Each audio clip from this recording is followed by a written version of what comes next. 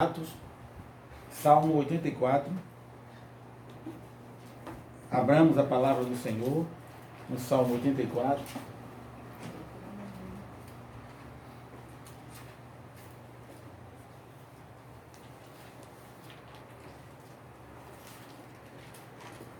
Salmo 84. Nós queremos refletir, meditar com toda a igreja que está compartilhando nessa live, todos os irmãos, no Salmo 84. Vamos ler. Quão amáveis são os teus tabernáculos, Senhor dos exércitos. A minha alma suspira e desfalece pelos teus átrios. O meu coração e a minha carne exulta pelo Deus vivo. O pardal me encontrou casa, e a andorinha ninho para si, onde acolhe os seus filhotes. Eu, os teus altares, Senhor dos exércitos, Rei meu e Deus meu. Bem-aventurados que habitam em tua casa, louvar-te-ão perpetuamente. Bem-aventurado o homem cuja força está em ti, em cujo coração se encontra os caminhos aplanados, o qual, passando pelo vale árido, ou vale de Baca, faz dele um manancial de bênção e cobre as primeiras chuvas. Vão indo de força em força, cada um deles aparece diante de Deus em Sião. Senhor, Deus dos exércitos, escuta-me a oração. Presta ouvido, ó Deus de Jacó. Olha, ó Deus, escudo nosso, e contempla o rosto do teu ungido, pois um dia nos teus átrios vale mais que 1000. Prefiro estar à porta da casa do meu Deus a permanecer nas tendas da perversidade. Porque o Senhor Deus é sol e escudo, o Senhor dá graça e glória, nenhum bem sonega aos que andam retamente.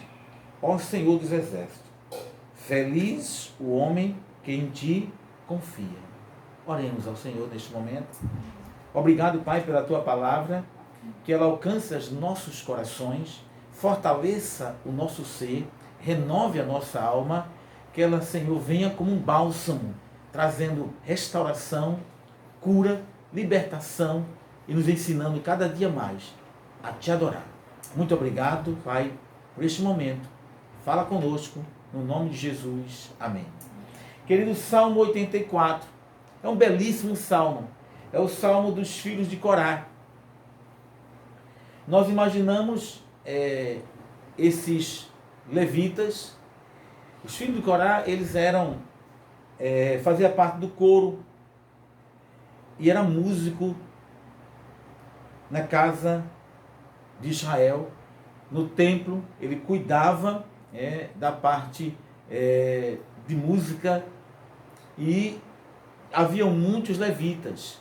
Havia turno de levitas que, durante as festas anuais, durante o ano tinha várias festas em Israel, e eles eram convocados, era convocado também para a adoração, mas eles não só trabalhavam no templo na área de música, como eles também eram selecionados, os levitas, para ser porteiro, zelador da casa do Senhor. E para eles era um privilégio ser zelador da casa do Senhor, porteiro. Então a função deles era cuidar do templo, era cuidar da adoração, era cuidar em todos os sentidos, da preservação do templo. E esses filhos de Corá, eles compõem esse salmo, e alguns historiadores dizem que a saudade do templo enchia o coração deles de gozo. Nós não sabemos por que eles não puderam descer a Jerusalém, porque vinham de várias regiões de Israel para Jerusalém, para a festa dos tabernáculos, para a festa de adoração ao Senhor, para celebrar no templo, e outras festas, festa do Pentecoste. Então nós não sabemos a causa porque eles não puderam descer, mas por ele não ir à casa de Deus, neste momento não sabemos a causa, não sabemos se foi alguma doença, não sabemos se a esposa deles ficaram grávida. O importante é que eles compõem este hino de adoração a Deus de uma forma espetacular. A ação do Espírito Santo na composição desse Salmo 84. E o Salmo 84, nesse Salmo, eles têm 3 temas que eles desenvolvem como peça-chave. Primeiro, adoração a Deus. Segundo, adoração na casa de Deus. E terceiro, o resultado dessa adoração a Deus. São esses 3 pontos nesta noite que eu quero trazer ao coração de vocês. Em primeiro lugar, como o tema dele é Deus, o alvo e o objeto de adoração dele é Deus, então eu posso dizer, analisando o texto, que a motivação do salmista de ir à casa de Deus é o próprio Deus. A motivação do salmista de ir à casa de Deus é o próprio Deus. E ele revela isso em todo o salmo. Olhando o salmo versículo por versículo, ele vai dizer isso bem claro para mim e para você. Então eles adoram a Deus. O motivo de ir à casa de Deus é a adoração a Deus. Hoje a gente está feito o salmista. A gente não pode ir à casa de Deus para adorar, para congregar junto. Se você visse Israel adorando a Deus, uma nação adorando a Deus, mediante um coro levado pelos levitas, vestido tudo com ornamentação de adoração e de louvor, com todos os instrumentos que tinha nas suas mãos, o céu se abria, a glória de Deus descia, Deus habitava poderosamente no louvor, mas a visão deles é muito diferente da nossa, de muitos cristãos hoje. Eles se lamentaram porque não puderam ir à casa de Deus. Tem muitos crentes que, quando a gente estava na casa dele, do Senhor, e tinha oportunidade, deixava de ir à casa de Deus, trocava isso por um shopping ou um aniversário. O anelo era tão grande deles, por ele não descer naquele dia, naquele mês, que eles fizeram uma composição, e eles dizem: quão amáveis são os teus tabernáculos, Senhor dos exércitos. A minha alma suspira e desfalece pelos teus atos. Então a motivação não era o templo em si, a motivação era o Deus que estava no templo, era o Deus do templo, era o Deus que santifica o templo. Então ele mostra isso claramente. Esses homens conheciam bem a lei, conheciam bem o caráter de Deus, os mandamentos do Senhor. Para adorar a Deus em altura, para adorar a Deus de uma forma maravilhosa, precisamos conhecer este Deus. E ele revela isso quando ele mostra a sua motivação. E a motivação dele ir à casa de Deus, a motivação dele ter saudade da casa de Deus, é o próprio Deus. Todo o seu ser está voltado para adorar a Deus. Veja o verso 2. E o verso 1. Quão amáveis são os teus tabernáculos, Senhor dos exércitos. A minha alma suspira e desfalece pelos teus átrios. O meu coração e a minha carne exulta pelo Deus vivo. Então está envolvido aí uma tríplice adoração. Está envolvido o homem inteiro, o crente completo.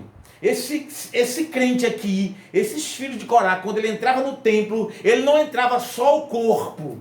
Porque tem cristão que entra para adorar só o corpo. Esse homem está inteiro na adoração, inteiro adorando a Deus. Corpo, coração e carne. Ou seja, há uma tríplice adoração aí. Mas adorar quem? Qual é o objeto de adoração dele? Deus. O porquê o desejo de estar no templo? Deus. Porque ele vai à casa do Senhor, adorar a Deus. E ele adorava a Deus e exaltava os seus atributos. Observe que ele apresenta a pessoa de Deus na sua adoração. Como ele apresenta? Ele diz que o Senhor é o Senhor dos exércitos. Verso 8. Senhor, Deus dos exércitos, escuta minha oração, presta ouvido, ó Deus de Jacó. Deus dos exércitos é aquele que peleja a minha guerra e a tua guerra. É aquele que vai na nossa frente.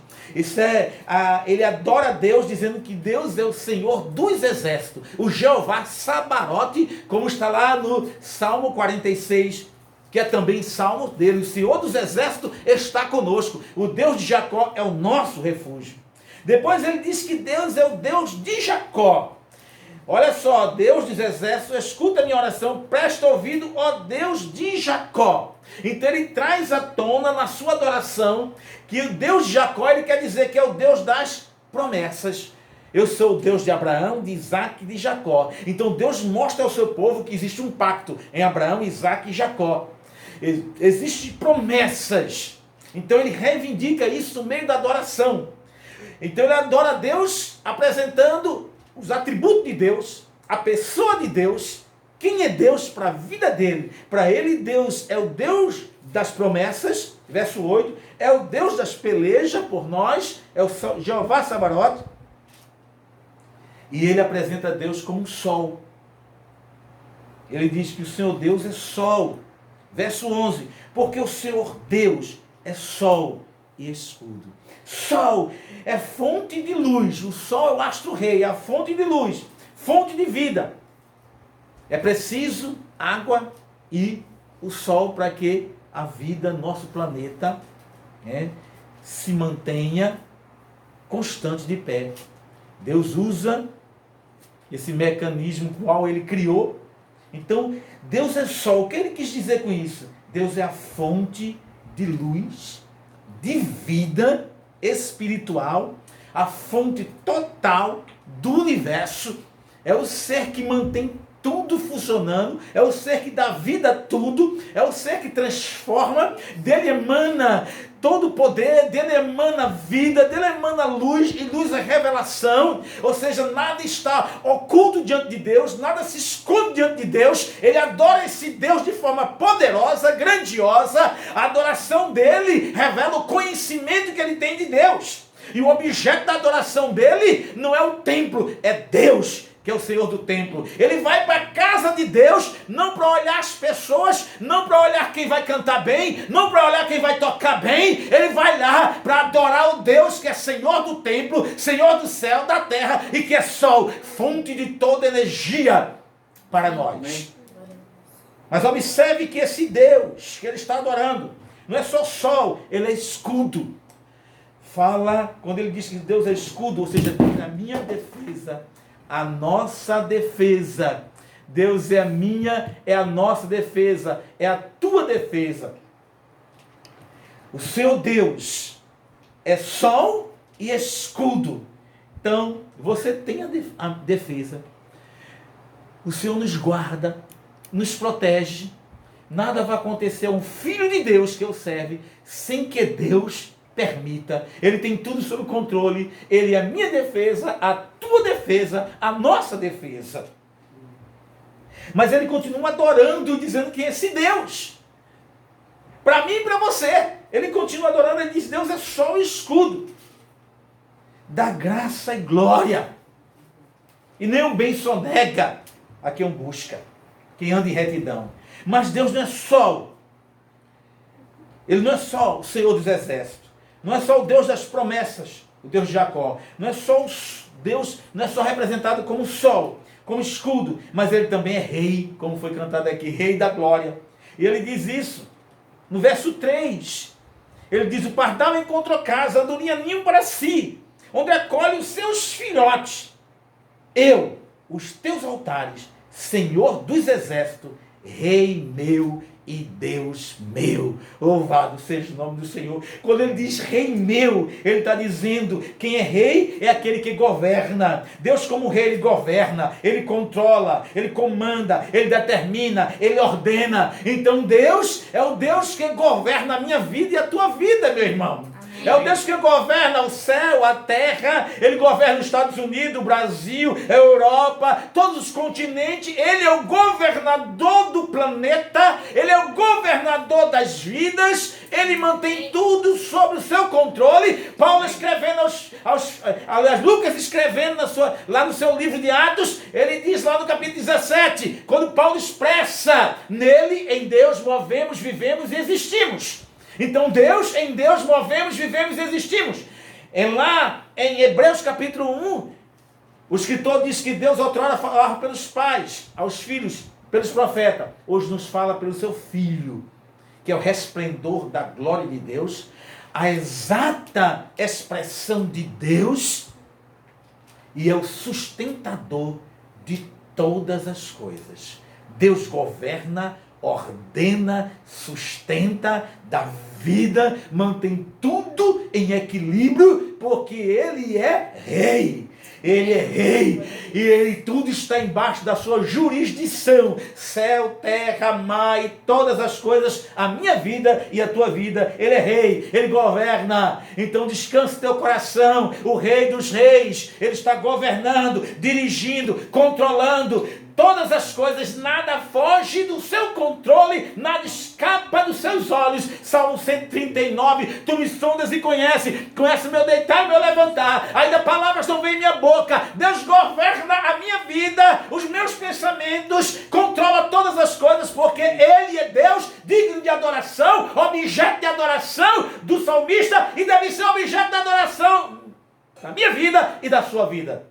Amém. Glória a Deus. Qual a minha motivação para ir à casa do Senhor? Qual a minha motivação para venerar esse Deus? O próprio Deus.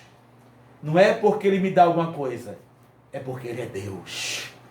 Ele é Senhor. Mas Ele continua. Ele diz que esse Deus, além de ser Rei, Ele é um Deus gracioso. Que coisa linda, né? No verso 11 ele diz: porque o Senhor Deus é só o escudo, o Senhor dá graça e glória, nenhum bem sonega aos que andam retamente. Então nosso Deus é um Deus gracioso, e a prova disso foi o Calvário. Jesus foi para a cruz, a graça de Deus foi manifestada na cruz. Deus enviou seu Filho, vós sois salvos pela graça, mediante a fé. Não existe maior presente do que a salvação, perdão de pecado, purificação, passaporte assinado para ir para o céu. Nós somos indignos, mas Deus é um Deus gracioso, que a sua graça nos salvou e continua nos sustentando, porque o que temos não é mérito nosso, é graça de Deus, é benevolência de Deus. Então Deus é um Deus gracioso, e eu preciso adorar a Deus, porque Ele é Deus gracioso. Você precisa adorar a Deus, porque Deus comprou, libertou, selou seu passaporte através do sacrifício de Jesus na cruz. Pura graça, graça sobre graça. Aleluia. Amém. O salmista adora a Deus com base na sua palavra, e a sua adoração tem fundamento, porque a adoração bíblica, revelando o caráter de Deus, quem é Deus. O objeto da adoração do salmista é Deus. Mas em segundo lugar, o salmista valoriza a casa de Deus, a adoração na casa de Deus. Por isso que ele diz: quão amáveis são os teus tabernáculos, Senhor dos exércitos. A minha alma suspira e desfalece pelos teus átrios. Ele apresenta o lugar de adoração no verso 4. Verso 4 ele diz: bem-aventurados que habitam na tua casa. Sabemos que nós adoramos a Deus em qualquer lugar. A adoração é em espírito e em verdade. Mas no contexto do israelita aqui, a adoração no templo era o ápice da adoração. Eles adoravam fora do templo, com certeza, e sem dúvida, adoravam nas suas casas. Mas o templo era um lugar sagrado. E nós agora estamos sentindo o valor do templo. Não é as paredes lá que eu estou falando sobre isso. É congregar. É o povo ali dentro. É o culto coletivo. Por isso que o escritor de Hebreus, no capítulo 10, versículo 25, ele vai dizer que nós não podemos deixar de congregar. Irmão, a gente está numa dificuldade muito grande para congregar nesses dias, por causa do coronavírus. Isso me dá uma angústia na alma. Não é por causa do tempo, os tijolos, não. É por causa de você, que eu quero estar com você, em comunhão com você. Você que é alto, baixo, grande, pequeno. Você que tem cultura, outros não têm, não importa, eu quero estar junto de você. Adorar a Deus junto com você. Isso é congregar. E ele sentiu a falta de congregar. O motivo dele não é o nosso, mas o desejo dele, a angústia dele deveria ser também a nossa angústia. E ele se sente angustiado, mas ele adora a Deus lá, mas ele queria adorar junto, sentindo o calor um do outro, alegria de ver o outro, alegria de dividir, de compartilhar o sofrimento, a dor, a alegria. Isso é congregar. O lugar de adoração, o templo, no momento de se congregar, a adoração coletiva. E ele mostra isso na sua plenitude. Ele estava na casa de Deus, adorando a Deus, mas com alma, coração e carne. Ele diz, a minha carne deseja o Deus vivo, exulta, pede o Deus vivo. O meu coração e a minha carne exulta. Emoção está imbuído aí. E a minha alma suspira e ao mesmo tempo desfalece pelos atos do Senhor, pela casa do Senhor, pelo momento de estar junto, adorando, tocando, cantando, jubilando, saltando, junto com meus irmãos. Quando você retornar, se você valorizava a casa de Deus, o congregar, valorize muito mais.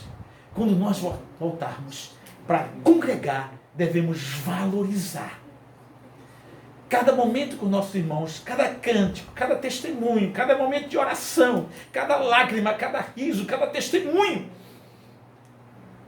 Porque Deus está presente quando nós congregamos para o adorá-lo. Ele disse, quando 1 ou 2 ou 3 se reunir, ele está falando de uma igreja compacta, falando do culto no sentido coletivo, está falando do congregar, e é isso que o salmista está dizendo. Então ele adora a Deus, ele pensa no átrio, o lugar de adoração, ele pensa no altar, a carne dele deseja, a sua alma deseja, o seu coração deseja, as emoções.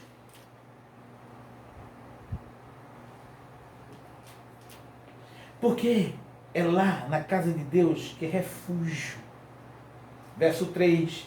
E ele olha assim e diz, os privilégios das aves. As aves podiam voar dentro do templo. As aves podiam ficar dentro do templo. E se possível até fazer ninho. E ele compara e diz, os pardais encontrou casa, andorinha ninho para si. E é onde acolhe seus filhotes. E lá os filhotes são protegidos e é alimentado. É na casa de Deus que nós somos protegidos e alimentados. É lá que Deus nos alimenta. É isso que ele quis dizer. Quando nós nos congregamos, nós abençoamos uns aos outros com ensino, com testemunho. E lá na casa de Deus, no congregar, somos alimentados como filhotes que está no ninho, protegido. E o pardalzinho vem trazer comida na boca. Por isso que Davi disse no Salmo 27 que queria morar na casa do Senhor, para aprender no seu santo templo e contemplar a formosura do Senhor. É lugar de refúgio, é lugar de adoração, é lugar de sacrifício, de louvor. Tudo isso ele apresenta. E ele conclui o valor da casa do Senhor no verso 10, quando ele diz assim, porque um dia nos teus átrios vale mais do que 1000. Então vem à tona, quantos dias nós, muitos cristãos, trocou a casa de Deus, o congregar, por coisas banais. Por um shopping. Podia ser feito isso em outro dia. Por um aniversário. E por coisas tão banais. Aqui ele não troca, ele diz que um dia na casa do Senhor, um dia se congregando, vale mais do que 1000 fora. Não há comparação. Então o Senhor nos corrige também, através desse coronavírus, para quando a gente retornar, valorizar as coisas de Deus, o congregar, o estar junto, o adorar junto, o orar junto, estar ali, congregando, adorando, servindo um ao outro, ajudando um ao outro. E hoje, como está fazendo falta, estar com vocês. Poder olhar nos olhos de vocês, poder ver alegria e tristeza, poder comungar. Terceiro e último lugar, o resultado dos que adoram a Deus e valoriza a casa de Deus. Qual o resultado? Aí ele fala. Ele deixa o texto para a gente. Ele fala da tríplice felicidade. Ele fala da tríplice adoração a Deus. Agora ele vai falar da tríplice felicidade. Ele usa 3 maneiras de expressar a felicidade. No verso 4, bem-aventurado, feliz. No verso 5, bem-aventurado, feliz. No verso 12, bem-aventurado, feliz. Então o que é que ele diz? Ele diz feliz, ou seja, bem-aventurado. Feliz é o quê? Aquele que, bem-aventurados que habitam em tua casa. A primeira coisa, ele diz bem-aventurado, feliz é o que habita na tua casa. E eu quero habitar na tua casa, no sentido de estar sempre congregando, olhando para os irmãos, adorando a Deus e vendo o resplendor da glória de Deus através da adoração e através dos testemunhos, através do meu irmão. Deus operando através do meu irmão para me edificar, para me fortalecer. E assim é o Evangelho, assim é congregar. É a mutualidade. Orais uns pelos outros, amais uns aos outros, consolai-vos uns aos outros, perdoai uns aos outros, servi uns aos outros. Isso aí é o congregar, é o valor de estar junto.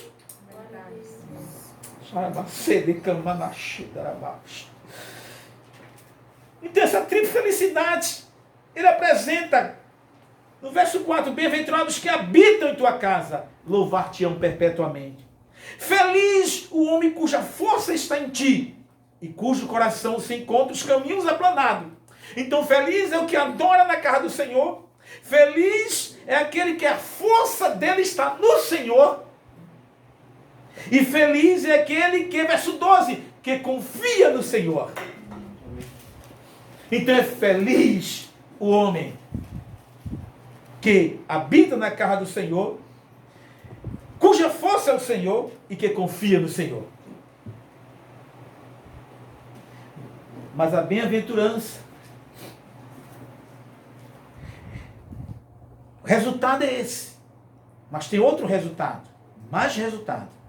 A bênção para aqueles que, mesmo estando em vale, ele coloca o vale árido, o vale de Baca, que significa vale de lágrima. Ele está dizendo, mesmo este passando, verso 6, o qual passando pelo vale árido, vale de dor, vale de lágrima, vale de secura, Deus faz deste vale um manancial de bênção, que cobre a primeira chuva. Então Deus, nós estamos passando pelo vale, mas aqueles que amam o Senhor, que adoram o Senhor, que adoram o Senhor, que deseja congregar, que tem Deus como objeto de adoração, que a motivação é Deus faz ele passar pelo vale e faz deste vale um manancial de bênção. Amém. Glória a Deus. E vão indo de força em força. Ou seja, força é adoração. Ou seja, o adorador recebe força. E o Salmo 8 diz isso, no verso 2, ligado a Mateus 21 e 16. O Salmo 8 diz, tu suscitaste força naquelas crianças que mama, tu suscitaste força. Aí Jesus vai falar sobre isso quando os fariseus interpelam Jesus acerca das crianças que estavam adorando a Jesus. Jesus disse, não leste, ou seja, não viste no Salmo 8, que da boca da criancinha suscitaste louvor. Suscitaste louvor. Então esses que adoram, esses que têm Deus como objeto de adoração, esses que são bem-aventurados porque habitam na casa do Senhor, porque adoram o Senhor, porque confiam no Senhor, cuja força está no seu Deus, este recebe força, este recebe graça, capacitação para enfrentar o vale de dor, de tristeza, de angústia. Ainda que passamos pelo vale da sombra da morte, não temerei mal algum, porque o Senhor, o Deus de Todo-Poderoso, está comigo e está com você.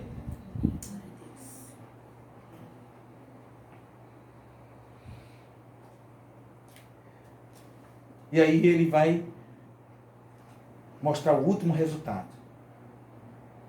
Nenhum bem o Senhor sonega àqueles que andam em retidão. Verso 11. Porque o Senhor Deus é luz, é sol e escudo. O Senhor dá graça e glória. E nenhum bem sonega àqueles que andam retamente. Ou seja, aqui ele mostra o Deus da provisão. O resultado é o Deus proverá na minha vida e na tua vida. O Deus que cuida. O resultado é o Deus da provisão. Você é o adorador. Eu sou o adorador. O objeto da nossa adoração é o Deus Todo-Poderoso. A motivação de ir à casa de Deus é Deus. A motivação de fazer a obra dele é Deus. A motivação de ajudar meu irmão é Deus. A motivação de ajudar o próximo, Deus. Então a minha motivação deve ser Deus. E devo valorizar a casa de Deus no sentido de congregar. Valorizar estar junto. A mutualidade está junto. E o resultado, feliz. A tríplice felicidade. E o resultado, o Deus da provisão que cuida de mim e de você. Quero concluir dizendo, com algumas perguntas e que você mesmo vai responder aí dentro de você. Que valor você tem dado à casa de Deus? Minha alma tem anelado a presença de Deus? Qual tem sido sua motivação quando ia à casa de Deus? Qual era a sua motivação? Você tem adorado a Deus dentro e fora da casa do Senhor? Você tem adorado a Deus quando está se congregando com os irmãos e quando ninguém está com você?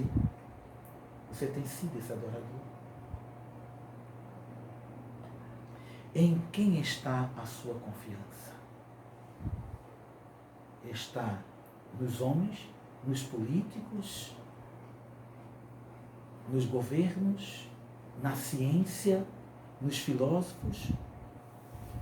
Ou está em Deus, que tem tudo isso nas suas mãos?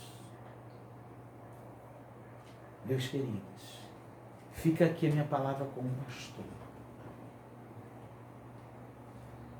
Quando nós retornarmos, devemos retornar muito diferente de como a gente saiu dia 19, começou a fechar as igrejas. Fechar no sentido que a gente ficou tão limitado para congregar. Nesse sentido, porque a igreja não pode ser fechada. Mas em nome de Jesus, que você diga quão amável, Senhor, é teu tabernáculo. Tu és o objeto da minha adoração. Tu és a minha luz, a minha força. Tu és aquele que me guia perfeitamente pelo vale. E em qualquer que seja o vale, a tua presença me sustenta e me alimenta. Qualquer que seja o vale de baca, de lágrima, tu estás comigo. Porque tu és o objeto da minha adoração. Eu te adoro no fogo, na água, na alegria, na tristeza, com dinheiro no bolso, sem dinheiro. Tu és o desejo. E isso fazia tremer a carne do salmista. Isso fazia balançar as estruturas do salmista quando ele lembrava disso. Assim deve tremecer, porque o meu Deus, o teu Deus, tem cuidado de você e tem cuidado de mim. Deus te abençoe.